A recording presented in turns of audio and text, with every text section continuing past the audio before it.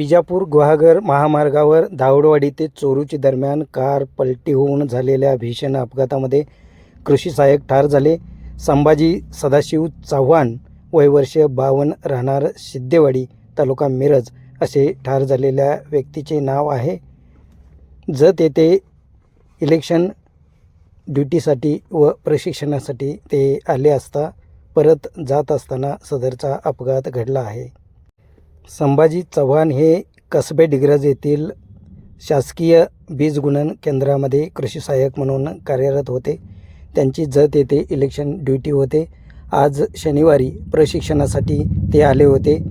परत मिरज येथे जात असताना त्यांच्या गाडीवरील ताबा सुटल्याने धावडवाडी ते चोरूची दरम्यान असलेल्या बाबाराजे ढाब्याजवळ त्यांची गाडी रस्त्याकडेला पलटी झाली. या भीषण अपघातामध्ये डोक्यास गंभीर दुखापत झाल्याने ते जागीच ठार झाले आहेत.